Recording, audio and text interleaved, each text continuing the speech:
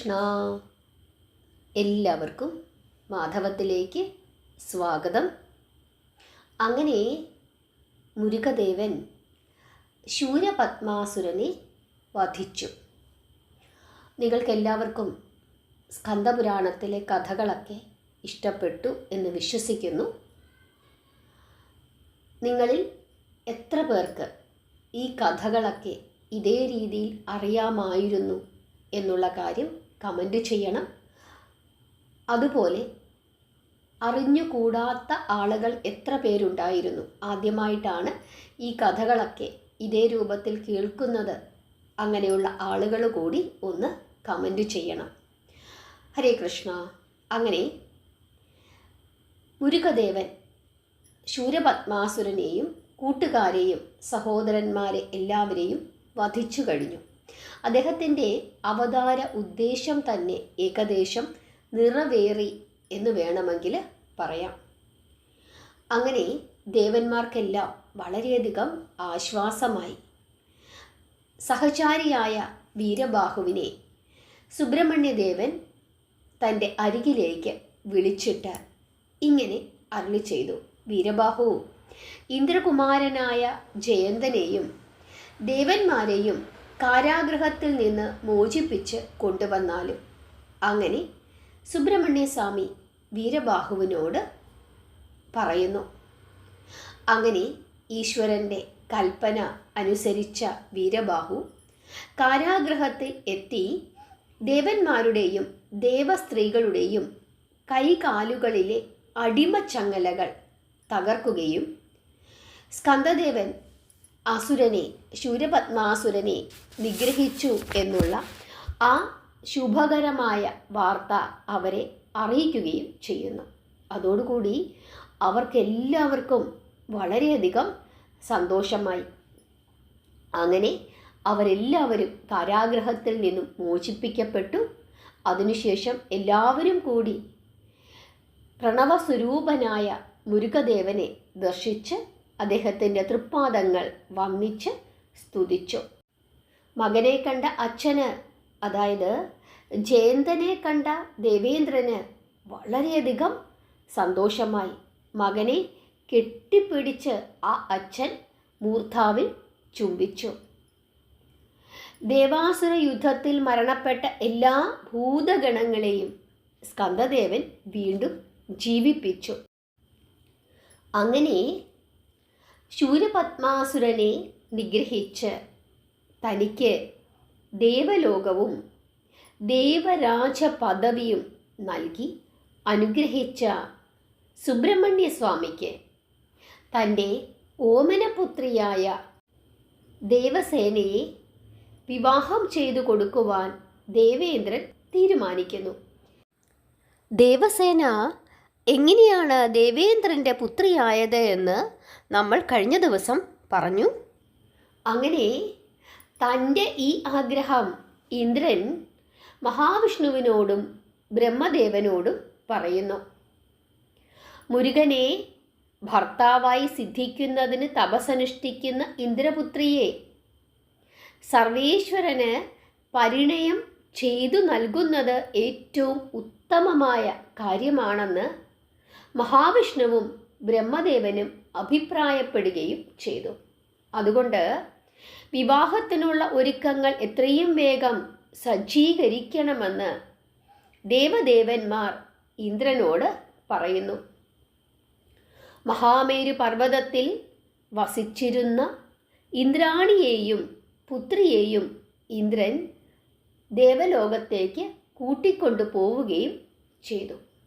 ഇന്ദ്രൻ മുരുകദേവനെ കാണാനെത്തുന്നു. ആ സമയത്ത് മുരുകദേവൻ തിരുപ്പുറം കുണ്ട്രത്തിലാണ് ഉണ്ടായിരുന്നത്.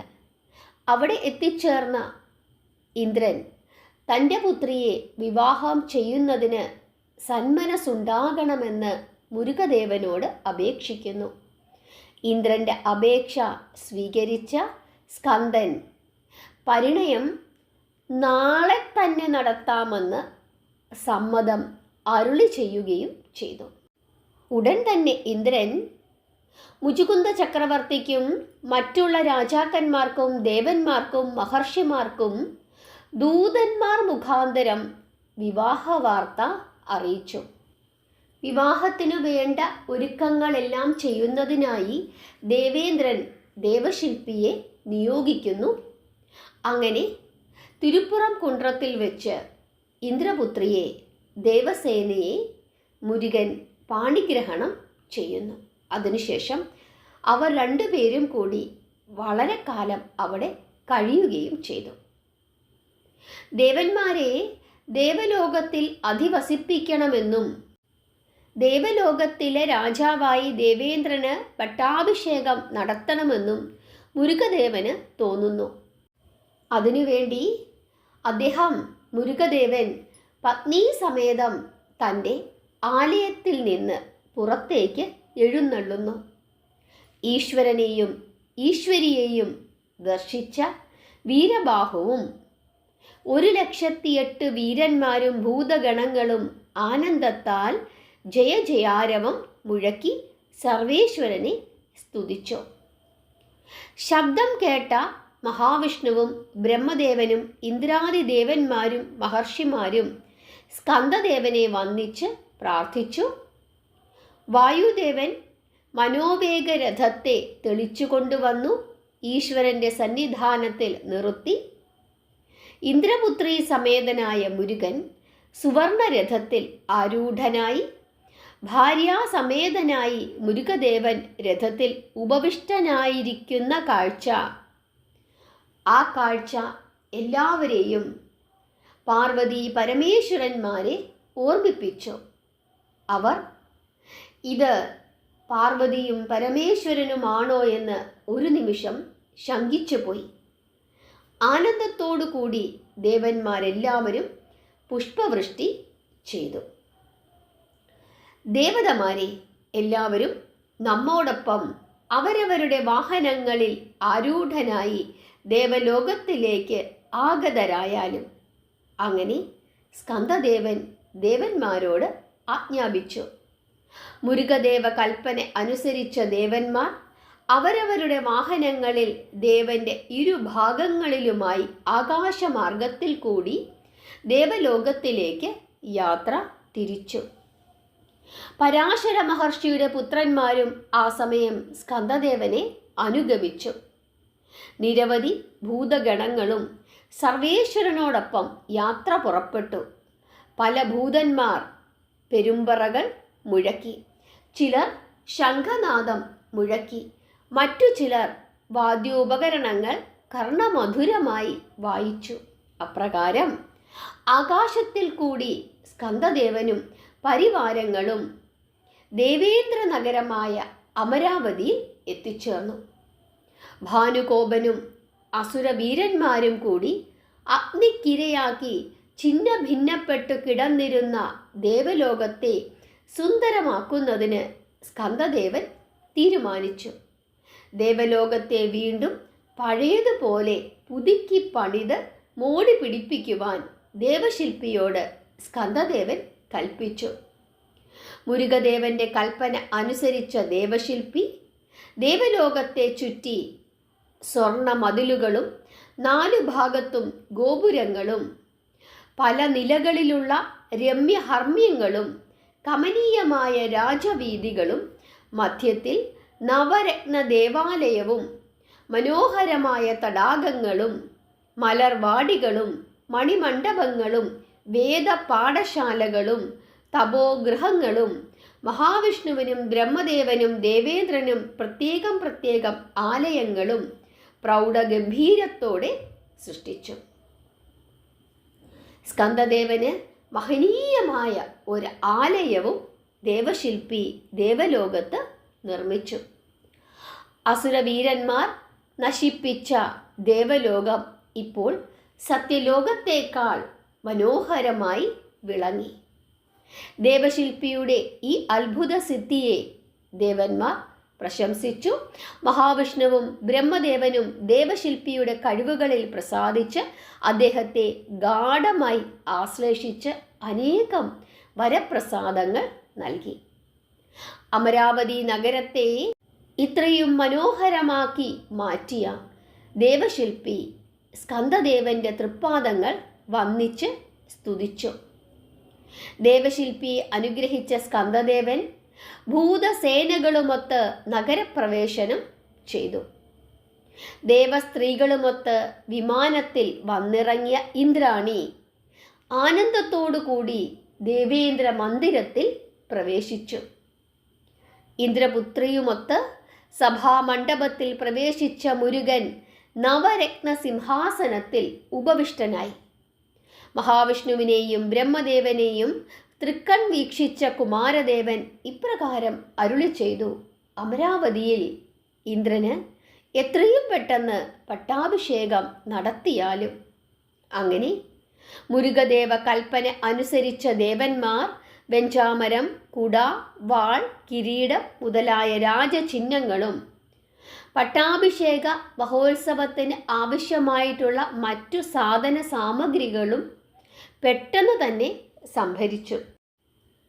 ദേവേന്ദ്രന് ദേവഗംഗാ തീർത്ഥജലത്താൽ ദേവന്മാർ അഭിഷേകം ചെയ്തു. പുതുവസ്ത്രങ്ങളും പൊന്നാഭരണങ്ങളും അണിയിച്ചു. സുഗന്ധദ്രവ്യങ്ങൾ പൂശിയ ഇന്ദ്രന്റെ തിരുനെറ്റിയിൽ ചന്ദനവും കുങ്കുമവും അണിയിച്ചു. മംഗളവാദ്യങ്ങൾ മുഴങ്ങി, വേദമന്ത്രങ്ങൾ ഉയർന്നു. സിംഹാസനത്തിൽ ഉപവിഷ്ടനായ ദേവേന്ദ്രന്റെ ശിരസിൽ ബ്രഹ്മദേവൻ നവരത്ന കിരീടം അണിയിച്ചു. ദേവന്മാർ ദേവേന്ദ്രനെ വന്ദിച്ച് സ്തുതിച്ചു. ദേവനർത്തകിമാർ ഉത്സാഹത്തോടുകൂടി നൃത്തം ചവിട്ടി. പരമാത്മാവായ സ്കന്ദദേവ തൃപ്പാദങ്ങൾ വന്ദിച്ചു നിന്ന ദേവേന്ദ്രൻ ഇപ്രകാരം ഉണർത്തിച്ചു: ദേവദേവ, അങ്ങ് അസുര നിഗ്രഹം ചെയ്ത് ദേവലോകവും ദേവരാജ പദവിയും അടിയനു നൽകി. അടിയനെ അങ്ങനെ അവിടുന്ന് അനുഗ്രഹിച്ചു. എന്നെന്നും അവിടുത്തെ ചേവടികൾ സ്മരിക്കുവാനും സ്തുതിക്കുവാനും അനുഗ്രഹം അടിയനങ്ങ് നൽകണം.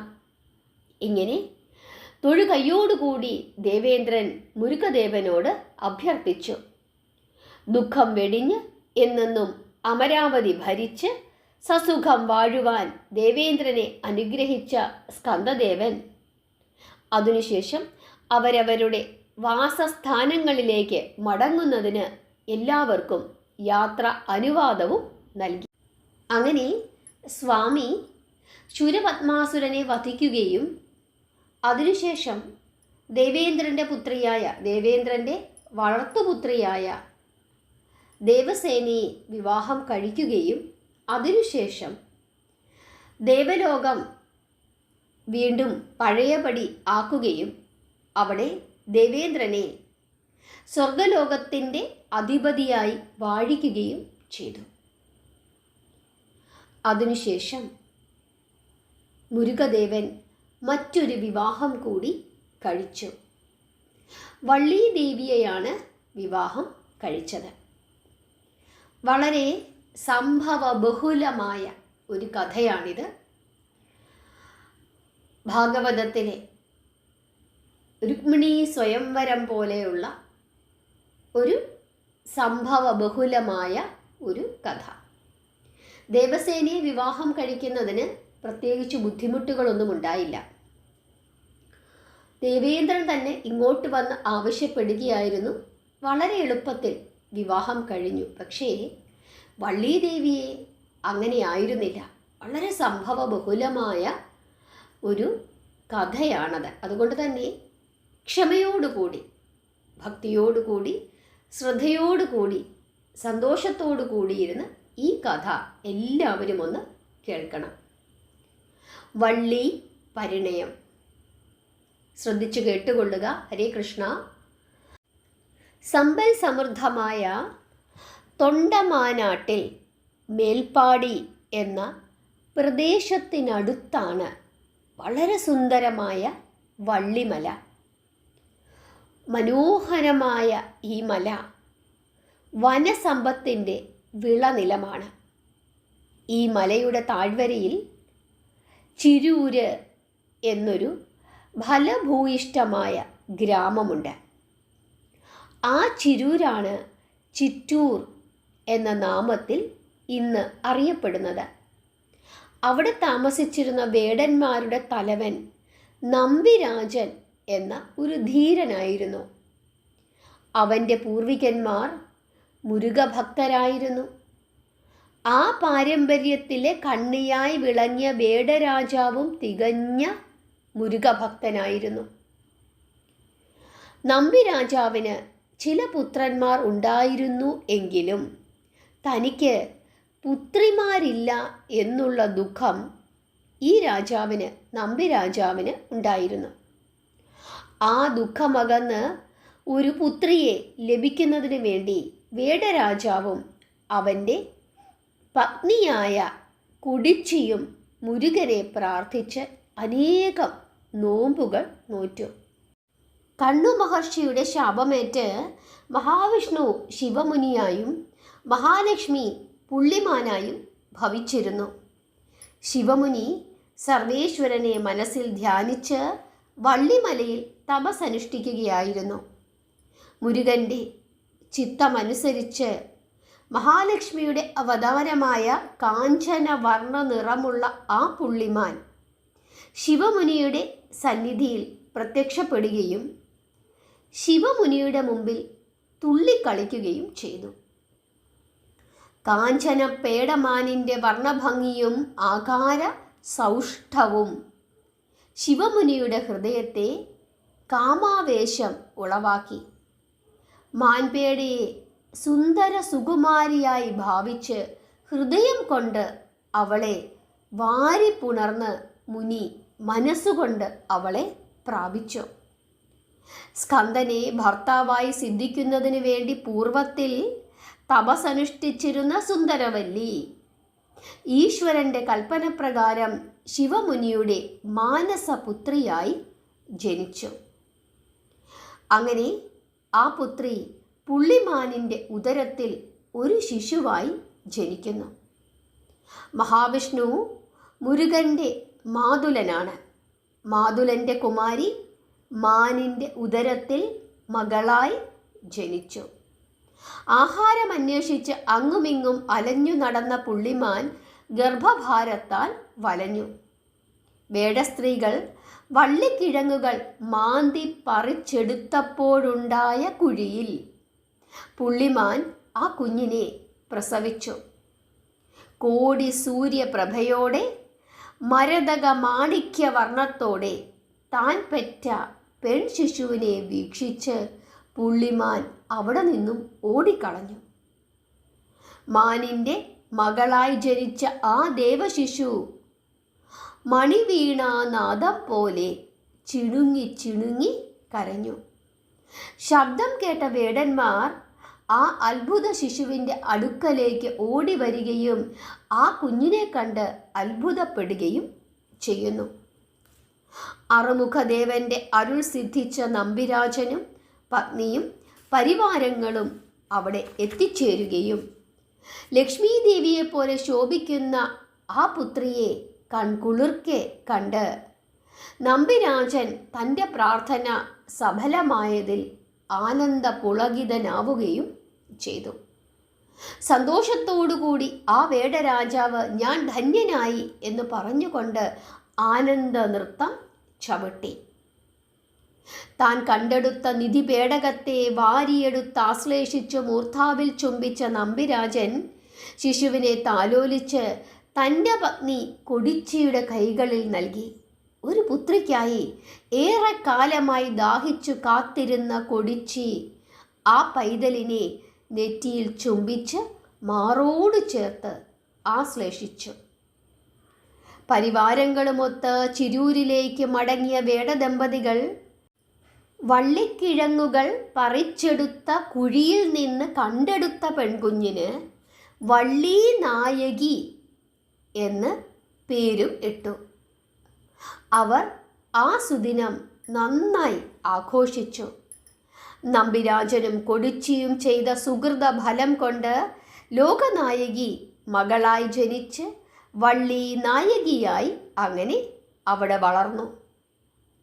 വേടരാജ ദമ്പതികളുടെ കുടിലിൽ മണിവിളക്കായി വിളങ്ങിയ വള്ളി വീട്ടുമുറ്റത്ത് അങ്ങനെ പിച്ച വെച്ച് ഓടി നടന്നു.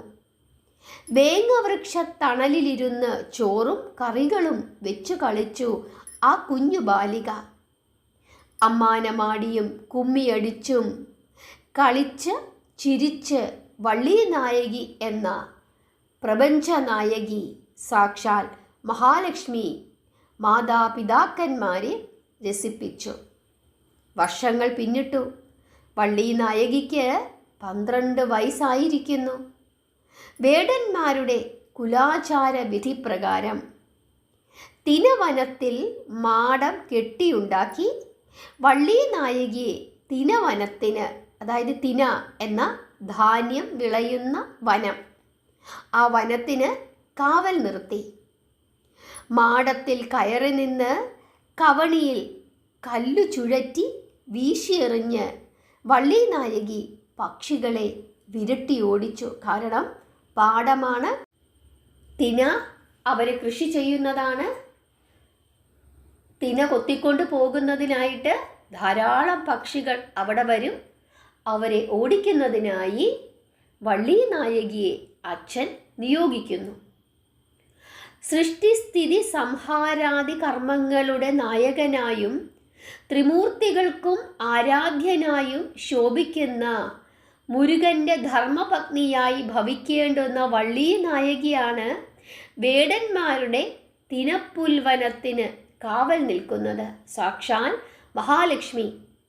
4 ഭാഗങ്ങളും കാണുവാൻ സാധിക്കുമാറ് ഉയരത്തിൽ കെട്ടിയിരുന്ന ഏറുമാടത്തിൽ കയറി നിന്ന വള്ളി നായകി പച്ചക്കിളികളെയും മൈനകളെയും മാടപ്രാവുകളെയും കവുണി വീശി കല്ലെറിഞ്ഞ് വിരട്ടിയും മധുരസ്വരത്തിൽ ഓരോന്ന് പറഞ്ഞും ഓടിച്ചു വിട്ട് ആ തിനപ്പുൽവനം കാത്ത് സൂക്ഷിച്ചു. വള്ളി നായകിയെ അനുഗ്രഹിച്ച് സ്വീകരിക്കുന്നതിന് വേണ്ടി സ്കന്ദദേവൻ പുണ്യസ്ഥലമായ തിരുത്തണി മലയിൽ നിന്ന് ഏകനായി അവിടേക്ക് എത്തിച്ചേർന്നു. പൂർവജന്മ സുഹൃതം കൊണ്ടും കുലാചാര പാരമ്പര്യം കൊണ്ടും ശൈശവകാലം മുതൽ തന്നെ വള്ളിദേവി മുരുകഭക്തയായിരുന്നു. പ്രായമായതോടെ സ്കന്ദനെ തൻ്റെ മനസ്സിൽ വള്ളി നായകി സ്ഥിരമായി പ്രതിഷ്ഠിച്ചിരുന്നു. അവളുടെ വാക്കിലും നോക്കിലും മനസ്സിലും പ്രവൃത്തിയിലും മുരുകദേവൻ പൂർണ്ണമായും നിറഞ്ഞു നിന്നിരുന്നു. നാരദ മഹർഷിക്ക് വള്ളി നായകിയുടെ മുരുകഭക്തിയെപ്പറ്റി അറിയാൻ സാധിച്ചു.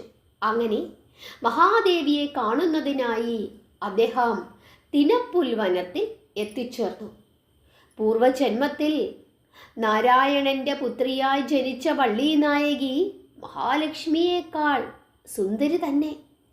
ശരവണപ്പൊയ്കയിൽ മുരുകനെ ഭർത്താവായി സിദ്ധിക്കുവാൻ തപസ്സനുഷ്ഠിച്ച ദേവി ഈശ്വരൻ്റെ കൽപ്പന അനുസരിച്ച് ശിവമുനിയുടെ പുത്രിയായി ജനിച്ച് വേടരാജാവിനാൽ വളർത്തപ്പെട്ട് ദേ ഈ തിനപ്പുൽവനത്തിന് കാവൽ നിൽക്കുന്നു.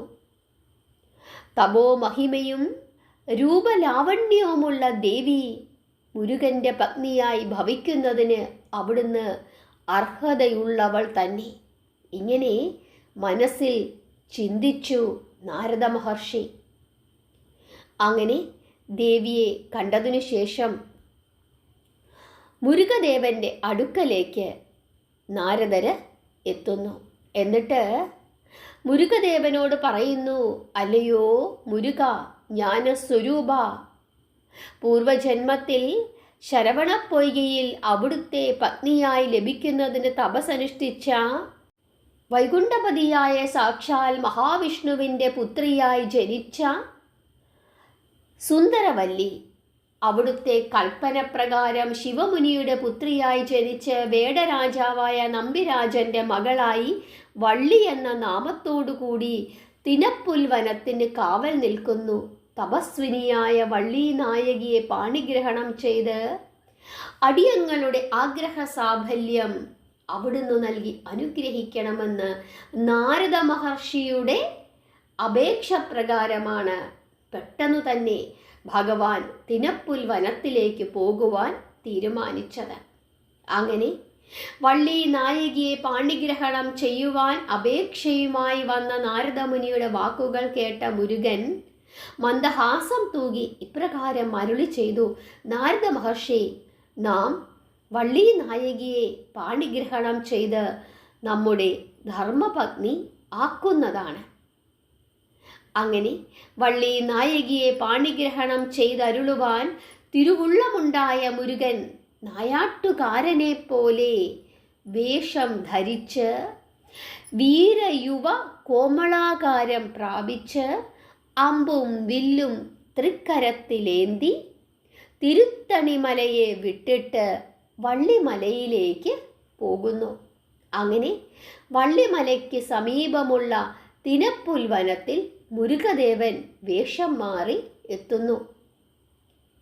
വിളഞ്ഞു കിടക്കുന്ന തിനപ്പുൽ വനത്തിലെ കതിരുകൾ കൊത്തി തിന്നുവാനെത്തുന്ന കിളികളെ വിരട്ടിയോടിക്കുന്നതിന് കാവൽമാടത്തിൽ നിന്ന് കവണിയിൽ കല്ലുകൾ ചുഴറ്റി വീശിയെറിഞ്ഞ് വനം സംരക്ഷിക്കുന്ന വള്ളി നായകിയെ സമീപിച്ച അറുമുഖദേവൻ ദേവിയുടെ സൗന്ദര്യത്തിൽ ആകൃഷ്ടനായി.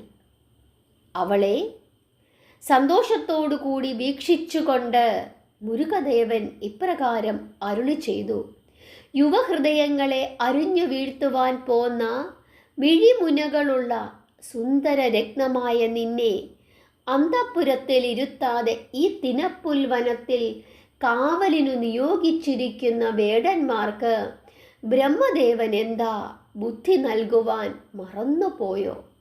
ഇങ്ങനെ ഒരു കാമുകനെ പോലെ സുബ്രഹ്മണ്യസ്വാമി വള്ളി നായകിയോട് ചോദിക്കുന്നു. മറുപടി ഒന്നും പറഞ്ഞില്ല വള്ളി നായകി. എന്നിട്ട് മുരുകനെ നോക്കി ഒരു പരിഹാസ ചിരിയാണ് കാഴ്ചവെച്ചത്. അവളുടെ മൗനം ഭഞ്ജിക്കണം എന്ന് ഉറച്ച ആ യുവാവ് വീണ്ടും അവളോട് ചോദിക്കുകയാണ്: സൗന്ദര്യധാമമേ, നീ വസിക്കുന്ന നാടിൻ്റെ പേരെന്ത്? എന്താണ് നിന്റെ പേര്?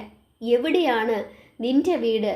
അവിടേക്കുള്ള വഴി ഏതാണ്?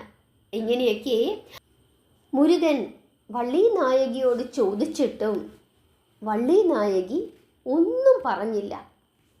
എന്തെങ്കിലും വള്ളി നായകിയെ കൊണ്ട് പറയിക്കണം എന്ന് മോഹിച്ച ഭഗവാൻ വീണ്ടും ചോദിക്കുകയാണ്: എന്താ പെണ്ണേ, നിന്റെ ഹൃദയം കല്ലിനേക്കാൾ കഠിനമാണോ? ഈ ഉള്ളവൻ്റെ വാക്കുകൾ കേൾക്കുന്നതിന് നിനക്ക് ഇത്ര കേൾവി ശക്തി ഇല്ലയോ? ഇപ്പോൾ എന്തിനാണ് നീ ഇങ്ങനെ മൗനം അവലംബിക്കുന്നത്? എന്തെങ്കിലും ദുഃഖം നിനക്കുണ്ടോ? എന്തുകൊണ്ടാണ് നീ എന്നോടൊന്നും പറയാത്തത്? ഇങ്ങനെയൊക്കെ ഈ മുരുകദേവനായ ഈ യുവാവ് നിരന്തരം വള്ളി നായകിയോട് ചോദിക്കുന്നു. പക്ഷേ വള്ളീദേവി ഒന്നും മിണ്ടിയില്ല. ആ സമയത്ത് ആയുധധാരികളായി നമ്പിരാജനും പരിവാരങ്ങളും തിനപ്പുൽ വനത്തിലേക്ക് വരുന്നു എന്ന് കാണുന്നു. ആര്? മുരുകൻ. ഉടൻ തന്നെ മുരുകൻ അവരുടെ മുമ്പിൽ നിന്നും മറഞ്ഞു കളഞ്ഞു. എങ്ങനെയാണ് മറഞ്ഞത്? അവിടേക്ക് മാറി ഒരു വലിയ ഒരു വേങ്ങ വൃക്ഷമായി രൂപം മാറി അവിടെ അങ്ങ് നിന്നു. അപ്പോഴേക്കും അച്ഛനും പരിവാരങ്ങളും അവിടേക്ക് എത്തിച്ചേർന്നു. നമ്പിരാജൻ പുത്രിക്ക് ആഹാരവും കൊണ്ടുവന്നതാണ്. തിനപ്പുൽ മാവും തേനും പഴങ്ങളും അച്ഛൻ മകൾക്ക് കൊടുക്കുന്നു. അപ്പോഴാണ് അച്ഛന് ഒരു കാഴ്ച തൻ്റെ ശ്രദ്ധയിൽപ്പെട്ടത്. ഇതിനു മുമ്പ് ഇങ്ങനെയൊരു മരം ഇവിടെ ഉണ്ടായിരുന്നില്ലല്ലോ. ഇവിടെ നിന്നാണ് ഇത്ര പെട്ടെന്ന് ഇത്ര വലിയ ഒരു മരം ഇവിടെ വന്നത്? ഇങ്ങനെയൊരു ചിന്ത വേടരാജാവിന് ഉണ്ടായി. ഉടൻ തന്നെ കൂടെ വന്ന പരിവാരങ്ങൾ പറയുകയാണ്: പ്രഭോ, പുതുതായി പ്രത്യക്ഷപ്പെട്ടിരിക്കുന്ന ഈ വേങ്ങവൃക്ഷം അപകടകരമാണ്. ഈ വൃക്ഷം ഇതാ ഇപ്പോൾ തന്നെ ഞങ്ങൾ ഇവിടെ വെച്ച് മുറിച്ചു മാറ്റാം എന്ന് കൂടെ വന്നവർ നമ്പിരാജനോട് പറയുന്നു. അപ്പോൾ നമ്പിരാജൻ ഇപ്പോൾ മുറിക്കണ്ട എന്ന് അനുചരന്മാരോട് പറയുകയും അതിനുശേഷം തൻ്റെ പുത്രിയോട് ചോദിച്ചു, വള്ളിയമ്മേ, ഈ ഇത്രയും വലിയ വേങ്ങവൃക്ഷം എങ്ങനെയാണ് ഇത്ര പെട്ടെന്ന് ഇവിടെ വന്നത്?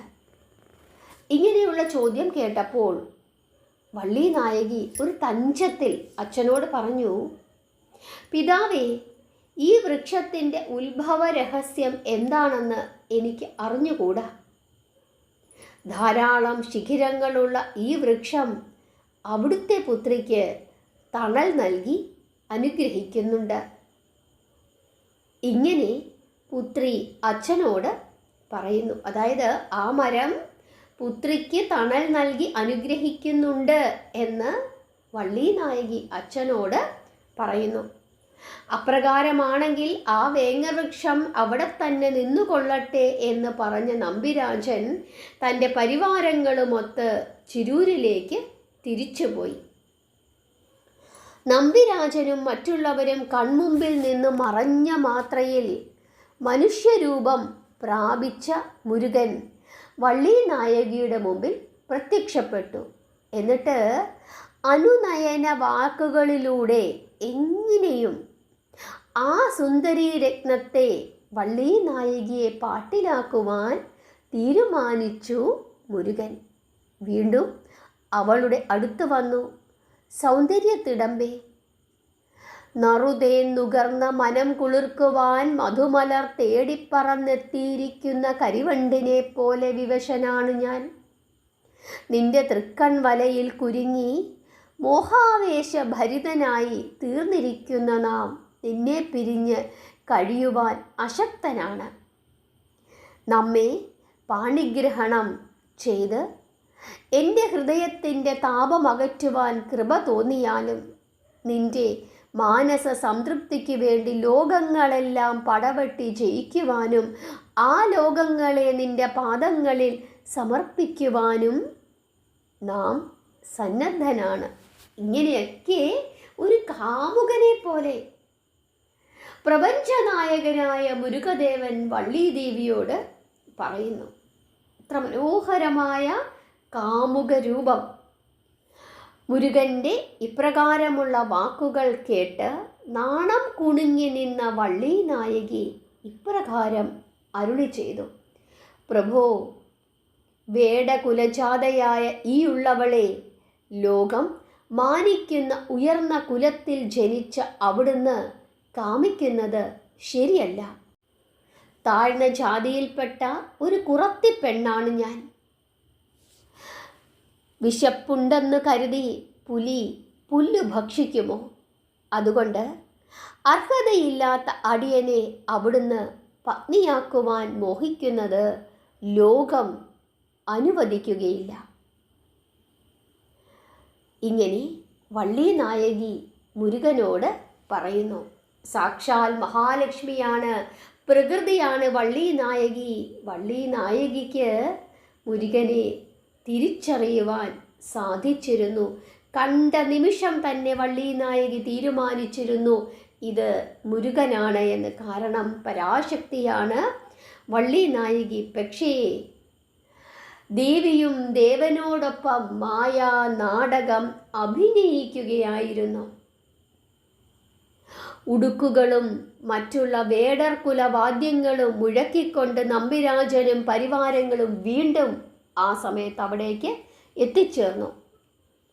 അസമയത്തുള്ള പിതാവിൻ്റെ ആയുധമേന്തിയുള്ള വരവ് കണ്ട വള്ളി നായകി ഭയന്ന് വിറച്ചുകൊണ്ട് പറഞ്ഞു, അയ്യോ, വേടന്മാർ ധീരന്മാരും ക്രൂരന്മാരുമാണ്.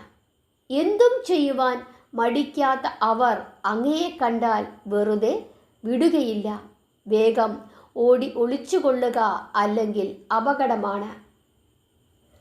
തന്നോടുള്ള സ്നേഹം കൊണ്ട് പരിഭ്രമിച്ചു നിൽക്കുന്ന വള്ളി നായകിയോട് അനുകമ്പ തോന്നിയ മുരുകൻ പെട്ടെന്ന് തന്നെ ഒരു വൃദ്ധനായ സന്യാസിയുടെ രൂപത്തിൽ നമ്പിരാജൻ്റെ മുമ്പിൽ പ്രത്യക്ഷപ്പെടുന്നു. തൻ്റെ പരിവാരങ്ങളുമൊത്ത് തിനപ്പുൽ വനത്തിലേക്ക് എത്തിച്ചേർന്ന നമ്പിരാജൻ ആ സന്യാസിയെ കണ്ട് അത്ഭുതപ്പെട്ടു.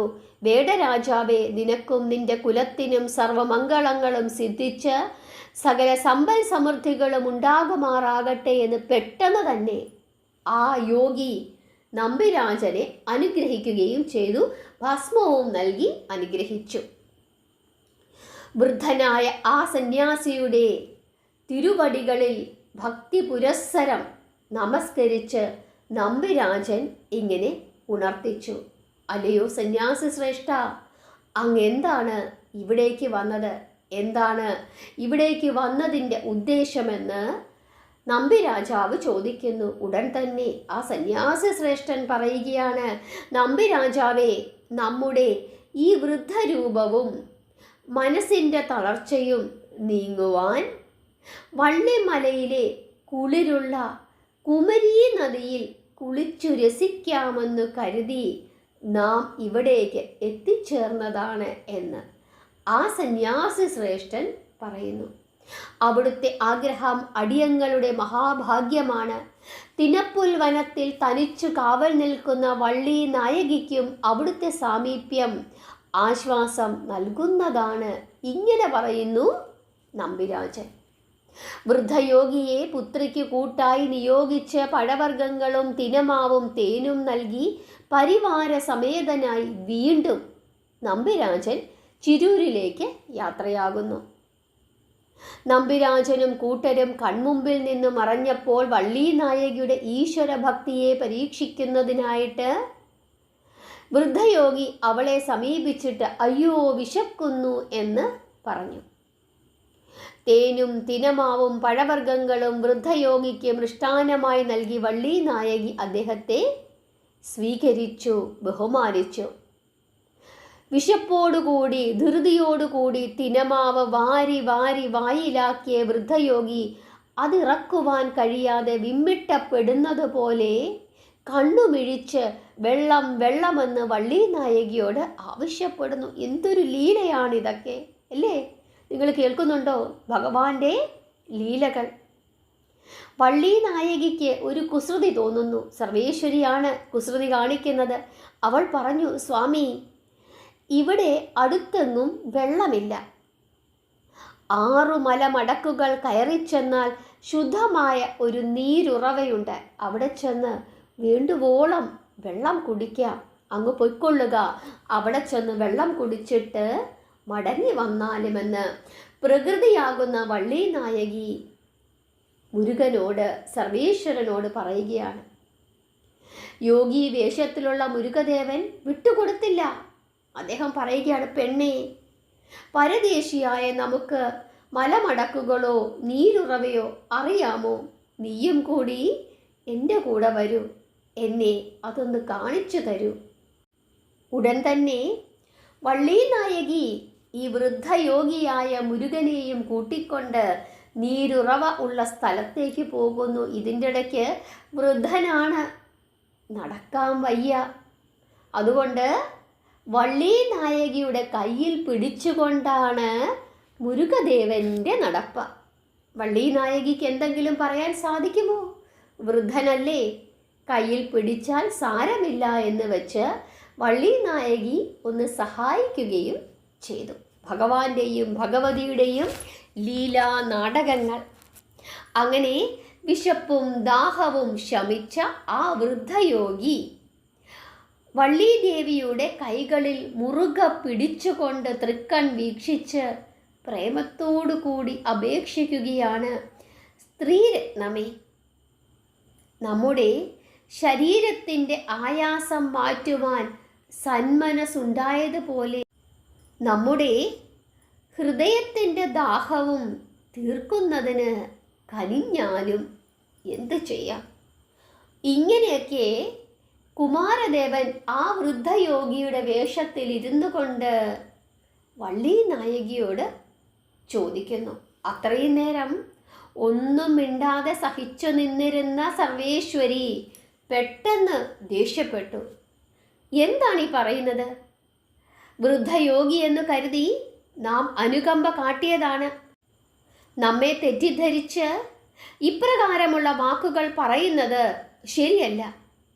നിങ്ങൾ യോഗി തന്നെയാണോ എന്ന് എനിക്കിപ്പോൾ സംശയം തോന്നുന്നു.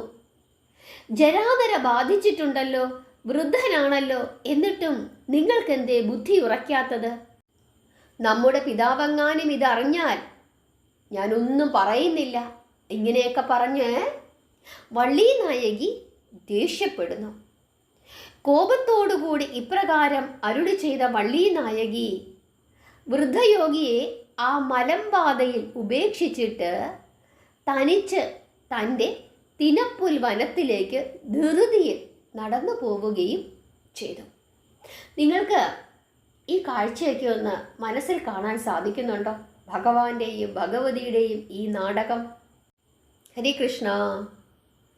വള്ളി നായകിയുടെ കോപം ദർശിച്ച് ഹൃദയത്തിൽ കൗതുകം തോന്നിയ മുരുകൻ മുമ്പരിൽ മുമ്പനായ ഗജമുഖനെ മനസ്സിൽ ധ്യാനിച്ച് സഹായത്തിനായി പ്രാർത്ഥിച്ചു. അനുജന്റെ പ്രാർത്ഥന കേട്ടാൽ ജ്യേഷ്ഠന് എത്താതിരിക്കാൻ സാധിക്കുമോ? അങ്ങനെ ഒരു മദയാനയായി രൂപം പ്രാപിച്ച് മഹാഗണപതി കാടും മലയും പ്രകമ്പനം കൊള്ളിച്ച് ചിഹ്നം വിളിച്ചുകൊണ്ട് അവിടേക്ക് ഓടി വരുന്നു. കൊമ്പുകളും കുലുക്കി പാഞ്ഞു വരുന്ന കാട്ടാനയെ കണ്ട് ഭയപ്പെട്ട വള്ളി നായകി പിന്തിരിഞ്ഞോടി വന്ന് വൃദ്ധയോഗിയെ കെട്ടിപ്പിടിച്ചു. കാട്ടാനയിൽ നിന്നും എന്നെ രക്ഷിക്കൂ എന്ന് യോഗിയോട് അപേക്ഷിക്കുകയും ചെയ്തു. ഭഗവാൻ ഇച്ഛിച്ചത് ഭഗവാന് ലഭിച്ചു കഴിഞ്ഞു. അതോടുകൂടി കണ്ണുകൊണ്ട് ആംഗ്യം കാണിച്ചു ജ്യേഷ്ഠനോട്, ഗണപതിയോട്, പൊയ്ക്കൊള്ളുക, ഞാൻ ആഗ്രഹിച്ച കാര്യം നടന്നിരിക്കുന്നു എന്ന്. അതോടുകൂടി ഗണപതി അന്തർധാനം ചെയ്തു. തന്നെ അഭയം പ്രാപിച്ച് ആശ്ലേഷിച്ച വള്ളി നായകിയിൽ സംപ്രീതനായ മുരുകൻ അറുമുഖനായി 12 കരങ്ങളോടെ ദേവിക്ക് ദർശനമരുളി അനുഗ്രഹിച്ചു. സർവാലങ്കാരഭൂഷിതനായി മയിൽ വാഹനാരൂഢനായി പ്രത്യക്ഷപ്പെട്ട മുരുകനെ സമീപിച്ച വള്ളി നായകി ആനന്ദ നിർവൃതി അനുഭവിച്ചു. വള്ളി നായകി മുരുകനെ പ്രാർത്ഥിച്ചു, നമസ്കരിച്ചു. അപ്പോൾ സ്കന്ദദേവൻ ഇപ്രകാരം സ്നേഹത്തോടുകൂടി വള്ളി നായകിയോട് പറയുകയാണ്: വള്ളി നായകി, പൂർവജന്മത്തിൽ നമ്മെ പതിയായി സിദ്ധിക്കുന്നതിന് ശരവണപ്പൊയ്കയിൽ തപസ്സനുഷ്ഠിച്ച നിന്നെ നമ്മുടെ ധർമ്മപത്നിയാക്കുന്നതാണ്. ദുഃഖമെല്ലാം കളഞ്ഞ് നീ തിനപ്പുൽ വനത്തിലേക്ക് പൊയ്ക്കൊള്ളുക. അങ്ങനെ സന്തോഷത്തോടുകൂടി തിനപ്പുൽ വനത്തിലേക്ക് വള്ളി നായകി യാത്രയായി. അങ്ങനെ വീണ്ടും ആ തിനപ്പുൽ വനത്തിനെ കാത്തുകൊണ്ട് വള്ളി നായകി അവിടെ നിൽക്കുകയാണ്. വള്ളീദേവിയുടെ സന്തോഷവും മുഖത്തെ പ്രസന്നതയും ഒക്കെ ശ്രദ്ധിച്ച വള്ളി നായകിയുടെ തോഴി വള്ളീദേവിയോട് ചോദിക്കുകയാണ്: അല്ല, ഇത്രയും നേരം നീ എവിടെയായിരുന്നു? എത്ര നേരമായി പോയിട്ട്? കതിരുകൾ ധാരാളം പറവകൾ കൊത്തിക്കൊണ്ട് പോയി കേട്ടോ. ഇങ്ങനെയാണെങ്കിൽ ശരിയാവുകയില്ല. എന്തുകൊണ്ടാണ് നിന്റെ മുഖത്തിന് ഇത്രയും വലിയ സന്തോഷമൊക്കെ തോന്നുന്നത് പതിവില്ലാതെ എന്നൊക്കെ ഇങ്ങനെ തോഴി വള്ളീദേവിയോട് ചോദിക്കുന്നു. അത് ഞാൻ നീരുറവയിൽ നീരാടാൻ പോയിരിക്കുകയായിരുന്നു. നീ എൻ്റെ പ്രിയ തോഴിയല്ലേ, എന്നെ എന്തിനാണ് ഇങ്ങനെ സംശയിക്കുന്നത് എന്നൊക്കെ വള്ളി നായകി ചോദിക്കുന്നു. അങ്ങനെ ഇവർ തമ്മിൽ സംസാരിച്ചു കൊണ്ടിരിക്കുന്ന സമയത്ത് അവിടേക്ക് ഒരു വേട്ടക്കാരൻ്റെ രൂപത്തിൽ വീണ്ടും സ്കന്ദദേവൻ എത്തിച്ചേരുന്നു. ഉടൻ തന്നെ ഇങ്ങനെ അങ്ങോട്ടും ഇങ്ങോട്ടുമൊക്കെ നോക്കിക്കൊണ്ട് സ്കന്ദദേവൻ എന്ന വേട്ടക്കാരൻ ചോദിക്കുകയാണ്: നമ്മുടെ ബാണമേറ്റ് ശരീരവും മനസ്സും തളർന്ന ഒരു പിടിയാന ഇതിലെ പരിഭ്രമിച്ചോടുന്നത് നിങ്ങൾ ആരെങ്കിലും കണ്ടോ എന്ന് ആ വേടൻ അവരോട് ചോദിക്കുന്നു. ഓടിയെത്തിയ ആ യുവാവിൻ്റെ നയനങ്ങളും വള്ളി നായകിയുടെ നയനങ്ങളും തമ്മിൽ മൗനഭാഷയിൽ സംസാരിക്കുന്നത് കണ്ട് തോഴി അവരുടെ മനസ്സ് മനസ്സിലാക്കുകയും അവിടെ നിന്നും പോവുകയും ചെയ്തു. പിടിയാനയെ തേടിയെത്തിയ സ്കന്ദദേവൻ തോഴിയെ പിന്തുടർന്നു ചെന്നു. പെണ്ണെ, നമുക്ക് ബന്ധു എന്ന് പറയുവാൻ ഈ വള്ളിമലയിൽ നീ മാത്രമേ ഉള്ളൂ. നീ എന്തു പാരിതോഷികം ആവശ്യപ്പെട്ടാലും നാം നൽകുന്നതാണ്. ദയവായി നിന്റെ തലവൻ്റെ മകളെ നമുക്ക് നൽകുവാൻ മനസ്സുണ്ടാകണം എന്ന് ഈ തോഴിയുടെ പുറകെ ചെന്ന് മുരുകദേവൻ ആവശ്യപ്പെടുന്നു. ഇപ്രകാരം സ്കന്ദൻ തൻ്റെ മനസ്സിലുള്ള കാര്യം വള്ളി നായകിയുടെ തോഴിയെ അറിയിക്കുന്നു. ഭയത്തോടുകൂടി തോഴി പറയുകയാണ്, അല്ലയോ കുമാര, താഴ്ന്ന കുലത്തിൽ ജനിച്ച കുറത്തിപ്പെണ്ണിനെ ഉയർന്ന കുലത്തിൽ ജനിച്ച് അങ്ങ് മോഹിക്കുക എന്നുള്ളത് എന്തൊരു പാപമാണ്. ഇങ്ങനെ തോഴി പറഞ്ഞപ്പോൾ കുമാരൻ പറയുകയാണ്, പെണ്ണെ, വേടരാജാവിൻ്റെ പൂർവജന്മ സുഹൃതം കൊണ്ട് പുത്രിയായി ജനിച്ച വള്ളി നായകി നാരായണ പുത്രിയാണ്. തപശക്തിയും സൗന്ദര്യവുമുള്ള നിന്റെ നായകിയെ കുറത്തിപ്പെണ്ണ് എന്ന് പറയുന്നത് എന്തൊരു പാപമാണ്, അങ്ങനെയൊന്നും പറഞ്ഞുകൂടാ എന്ന് സർവേശ്വരൻ തോഴിയോട് പറയുന്നു. ഇപ്രകാരം അരുളി ചെയ്ത മുരുകൻ വീണ്ടും തോഴിയെ പിന്തുടർന്ന് ചെന്നു. അപ്പോൾ അവൾ മുരുകനെ താക്കീതു ചെയ്തു, ദയവ് ചെയ്ത് ഇവിടെ നിന്നും പിന്തിരിഞ്ഞു പോകൂ. വേടന്മാർ ക്രൂരന്മാരാണ്. അവരുടെ കന്യകയോട് അപമര്യാദയായി പെരുമാറുന്നവരെ അവർ നിർദ്ദയം വധിക്കുക തന്നെ ചെയ്യും. അപ്പോൾ മുരുകൻ വീണ്ടും തൻ്റെ മായാലീലകൾ തുടരുകയാണ്. പെണ്ണെ, വള്ളിയെ ഭാര്യയായി ലഭിച്ചില്ലെങ്കിൽ ഞാൻ ജീവിച്ചിരിക്കുകയില്ല. ഞാൻ ഇപ്പോൾ തന്നെ എൻ്റെ പ്രാണൻ കളയും എന്ന് പറഞ്ഞുകൊണ്ട് കൂർത്തു മൂർത്ത അസ്ത്രമെടുത്തുകൊണ്ട് തൻ്റെ നെഞ്ചിനു നേരെ ഓങ്ങി പിടിച്ചുകൊണ്ട് മുരുകൻ വള്ളി നായകിയുടെ തോഴിയെ നോക്കി. അത് കണ്ടപ്പോൾ തോഴിയുടെ ഹൃദയത്തിൽ അലിവ് തോന്നി. അയ്യോ, കുത്തിച്ചാകരുതേ, ആ പൊന്തക്കാട്ടിൽ ഒളിച്ചു കൊള്ളുക, ഞാൻ പോയി വള്ളിയെ വിളിച്ചു കൊണ്ടുവരാം എന്ന് ആ തോഴി പറയുന്നു. അങ്ങനെ തോഴിയുടെ നിർദ്ദേശം അനുസരിച്ച് സ്കന്ദൻ പൊന്തക്കാട്ടിൽ ഒളിച്ചിരിക്കുന്നു. വള്ളി നായകിയെ കൂട്ടിക്കൊണ്ടുവന്ന തോഴി ദേവിയെ പൊന്തക്കാടിനരികിൽ നിർത്തിയിട്ട് പൂ പറിച്ചു കൊണ്ടുവരാം എന്ന് പറഞ്ഞ് അവിടെ നിന്നും മറഞ്ഞു കളഞ്ഞു. തോഴി പോയ സമയത്ത് തന്നെ വള്ളി നായകിയുടെ മുമ്പിൽ മുരുകൻ പ്രത്യക്ഷപ്പെടുന്നു. ദേവിയുടെ തൃക്കരങ്ങൾ ഗ്രഹിച്ച് ഗാഢമായി ആശ്ലേഷിച്ച് മൂർധാവിൽ ചുംബിച്ച് വൈകാതെ തന്നെ പാണിഗ്രഹണം നടത്താമെന്ന് ഉറപ്പു നൽകി ദേവിയെ സമാധാനിപ്പിച്ചിട്ട് അന്തർധാനം ചെയ്തു. തിരികെ വന്ന തോഴി മുരുകനെ പിരിഞ്ഞു ദുഃഖിച്ചു നിന്ന വള്ളി നായകിയെ സമാധാനിപ്പിച്ച് തിനപ്പുൽ വനത്തിലേക്ക് കൂട്ടിക്കൊണ്ടുപോയി. ദിവസങ്ങൾ പലതും കഴിഞ്ഞു. കുമാരനെ കാണുന്നില്ല. വള്ളി നായകിയുടെ ശരീരവും മനസ്സും പിടഞ്ഞു. ഉന്മേഷവും ഉണർവും നഷ്ടപ്പെട്ട വള്ളി നായകി യാന്ത്രികമായി കാവൽ മാടത്തിൽ നിന്ന് തിനപ്പുൽ വനത്തെ കാത്ത് സൂക്ഷിച്ചു. തിനപ്പുൽ കതിരുകൾ വിളഞ്ഞു പാകമായി. വേടന്മാരെയും വേട സ്ത്രീകളെയും തിനപ്പുൽ കതിരുകൾ കൊയ്യുന്നതിനും ഉണക്കുന്നതിനും ചുമതലപ്പെടുത്തിയ വേടരാജാവ് പുത്രിയായ വള്ളി നായകിയെ തോഴിമാരോടൊപ്പം ചിരൂരിലേക്ക് മടക്കി അയച്ചു. ചിരൂരിലെത്തിയ വള്ളി നായകി തൻ്റെ പ്രാണനാഥന് ചിരൂരിലേക്കുള്ള വഴി അറിഞ്ഞുകൂടെങ്കിൽ എന്താണ് ചെയ്യുന്നത് എന്നോർത്ത് ദുഃഖിച്ചു. ആഹാരങ്ങളിൽ വെറുപ്പ് തോന്നിയ വള്ളി രാത്രിയും പകലും ഉറങ്ങാതെ കാത്തിരുന്നു.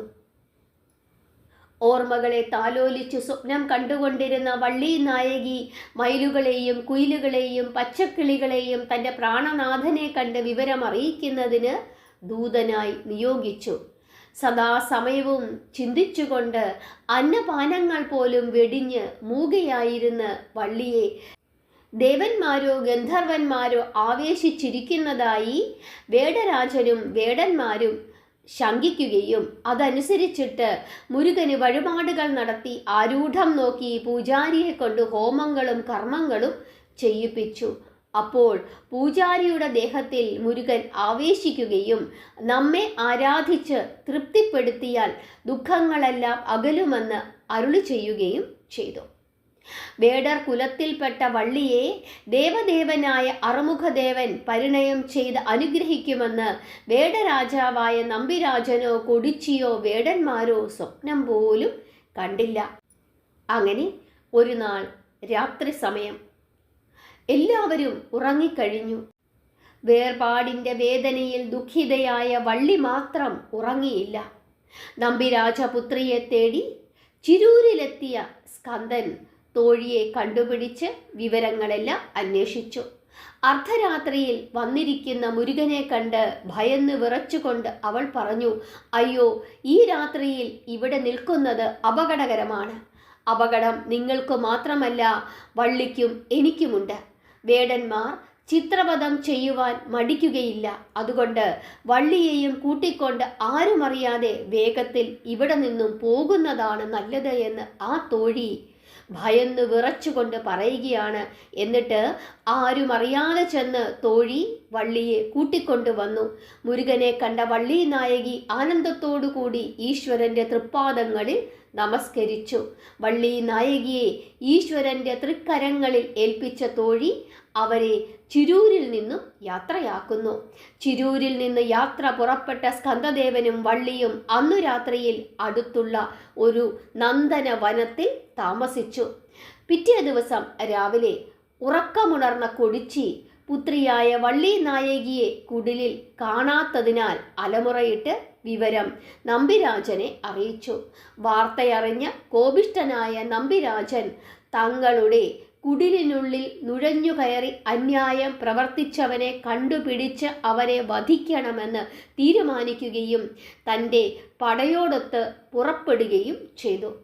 പുലികൾ മാൻകുട്ടികളെ തേടുന്നത് പോലെ വേടന്മാർ തങ്ങളെ തേടി വരുന്നത് കണ്ട വള്ളി നായകി പരിഭ്രമത്തോടുകൂടി സ്കന്ദദേവനോട് പറയുകയാണ്, ദേവദേവ, സർവവിധ ആയുധങ്ങളുമേന്തി വേടന്മാർ നമ്മെ പിടികൂടുന്നതിന് അടുത്തെത്തിക്കഴിഞ്ഞു. ഇനി നമ്മൾ എന്തു ചെയ്യും? എനിക്ക് ഭയമാകുന്നു. അതുകേട്ട് പുഞ്ചിരി തൂകിയ സ്കന്ദദേവൻ വള്ളി നായകിയെ സമാധാനിപ്പിക്കുന്നു. വള്ളി ഭയം വെടിഞ്ഞാലും ശൂരപത്മാദി അസുരവീരന്മാരെ നിഗ്രഹിച്ച വേലായുധം നമ്മുടെ കരത്തിൽ തന്നെ വിളങ്ങുന്നുണ്ട്. വേടന്മാർ നമ്മോട് യുദ്ധം ചെയ്യുവാൻ തുനിയുമെങ്കിൽ നിമിഷ നേരത്തിനുള്ളിൽ നാം അവരെ വധിക്കുന്നതാണ്. നീ സമാധാനത്തോടുകൂടി ഇരുന്നു കൊള്ളുക എന്ന് സ്കന്ദൻ വള്ളി നായകി ആശ്വസിപ്പിക്കുന്നു. ആയുധധാരികളായി വന്ന വേടന്മാർ സ്കന്ദദേവനെ വളഞ്ഞു നിന്നു. തങ്ങളുടെ പുത്രിയെ അപഹരിച്ചവൻ ഓടി ഒളിക്കുവാനോ ക്ഷമാപണം ചെയ്യുവാനോ ഒരുമ്പെടാതെ ധൈര്യമായി നിൽക്കുന്നത് കണ്ട് ക്ഷുഭിതനായ നമ്പിരാജൻ അവനെ ആക്രമിച്ചു നിഗ്രഹിക്കുവാൻ തൻ്റെ പടയാളികളോട് കൽപ്പിക്കുന്നു. വേടന്മാരും നമ്പിരാജനും മുരുകദേവനു നേരെ ബാണവർഷം പൊഴിച്ചു.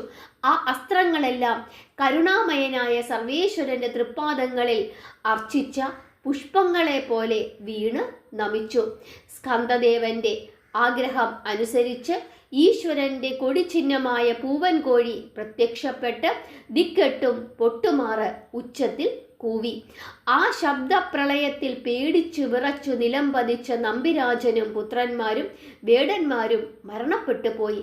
പിതാവും സഹോദരന്മാരും ബന്ധുമിത്രാദികളും മരണപ്പെട്ടത് കണ്ട് വള്ളി നായകി വളരെയധികം ദുഃഖിച്ചു. ആ സമയം അവിടെ നാരദമുനി പ്രത്യക്ഷപ്പെടുകയും, സ്വാമി, പിതാവിനെയും സഹോദരന്മാരെയും ബന്ധുമിത്രാദികളെയും വധിച്ച് ദേവിയെ കൊണ്ടുപോകുന്നത് ധർമ്മമല്ല. വള്ളി നായകിയുടെ ഹൃദയ ദുഃഖമറിഞ്ഞ് വേണ്ടുന്ന പരിഹാരം ചെയ്ത് അനുഗ്രഹിക്കണമെന്ന് നാരദര് മുരുകദേവനോട് പറയുന്നു. നാരദവചനം ഉൾക്കൊണ്ട മുരുകദേവൻ വള്ളി നായകിയോട് പറയുകയാണ്, ദേവി, നമ്മോട് യുദ്ധം ചെയ്ത് മരണപ്പെട്ട നമ്പിരാജനെയും അവൻ്റെ പുത്രന്മാരെയും ബന്ധുമിത്രാദികളെയും പുനർജീവിപ്പിച്ചു കൊള്ളുക.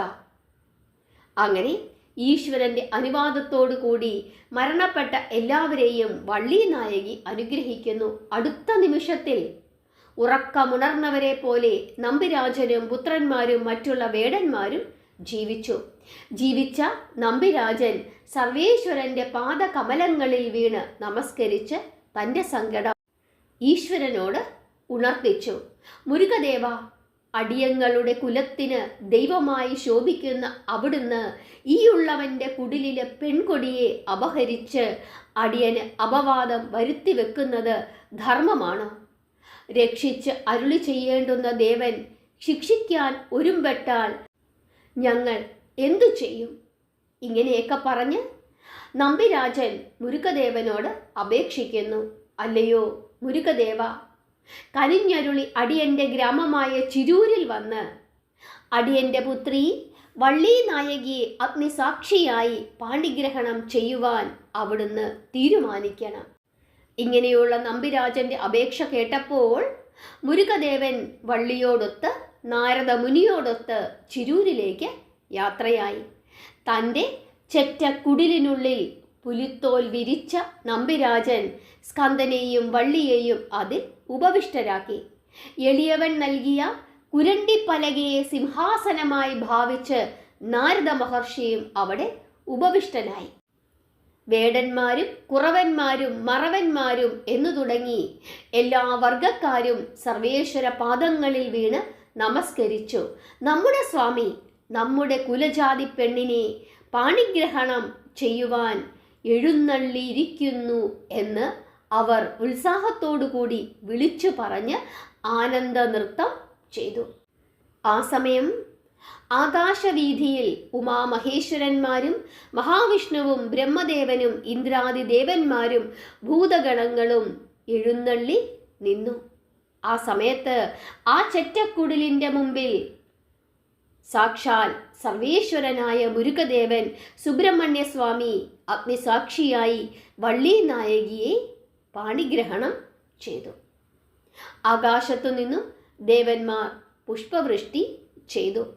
തേനും തിനമാവും പഴങ്ങളും നൈവേദ്യമായി അർപ്പിച്ച് നമ്പിരാജൻ അത് കഴിക്കുവാൻ ദേവനെയും ദേവിയെയും ക്ഷണിച്ചു. നമ്പിരാജൻ്റെ ക്ഷണം സ്വീകരിച്ച് നൈവേദ്യം സ്വീകരിച്ച് കുമാരൻ അവരെ അനുഗ്രഹിച്ചു. അതിനുശേഷം കുമാരൻ വള്ളി നായകിയുമൊത്ത് തിരുത്തണി മലയിലേക്ക് യാത്രയാകുന്നു. കുറച്ചു ദിവസം അവിടെ താമസിച്ചതിനു ശേഷം മുരുകദേവൻ കൈലാസാദ്രിക്ക് അരികിലുള്ള സ്കന്ദഗിരിയെ പ്രാപിച്ച് സുവർണ ദേവാലയത്തിനുള്ളിൽ പ്രവേശിച്ചു.